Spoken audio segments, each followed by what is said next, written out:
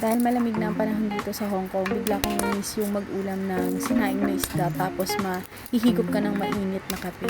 Kaya naman naisip ko na magluto ngayon ng sinaing na isda. Sakto na merong padala yung asawa ko na kanamyas, galing ng Pinas.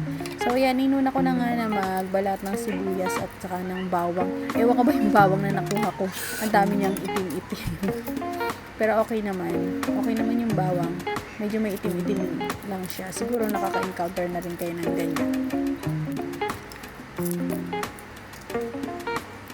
Dito nga pala sa tinutuluyan ko, nakakapagluto naman kami ng gusto namin na lutuin.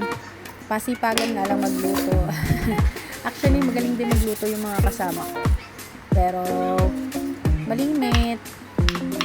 Pagka lutong mga Pinoy, ako nagluluto. Ayan. Dagdagan nga ang feeling chef ng bawang. Ayan. Pagkatapos niyan, isusunod na natin ang sibuyas. Ako kasi, ano ba yan? Pasensya na, nabubulol ako. Ang hirap na mag-ulit. Ayoko na mag-ulit. Ako kasi naglalagay ako ng sibuyas kapag nagsasayang ako ng isda. Ewan ko ba, mas gusto ko yung ganyan kasi parang feeling ko natatanggal yung lansa ng isda tapos mas masarap para sa akin ang meron sibuyas. Pero yung iba hindi sila naglalagay. Okay lang yun, kanya-kanya naman tayo ng diskarte sa pagluluto. Sa pagluluto naman wala namang rules yan as long as kaya ng taste buds mo yung niluluto mo. Ayan, tapos na magkuha ng sibuyas ang konyang. Ayan, kinuha ko na nga ng bakno ko. Kumuha na nga pala ako ng strainer. Meron nga pala akong isang pork belly. Naglalagay nga pala ako ng pork belly kapag nagsasayang ako ng isda. Hinihiwa ko lang ito na saktong laki lang. Hindi naman yung masyadong maliit. Ayan. Actually, gustong-gusto din to ng auntie namin, ng aking amo. Gustong-gusto niya yung mga niluluto ko na sinaing na isda. Pag sinabing palapan fish. So, sasabihin niya sa'yo, very happy kasi gustong-gusto niya. Wala siyang kaarte-arte pagdating sa ulam. Ayan, lalo na pagka mga luto, mga Pinoy, Pinay, gustong-gusto niya yan.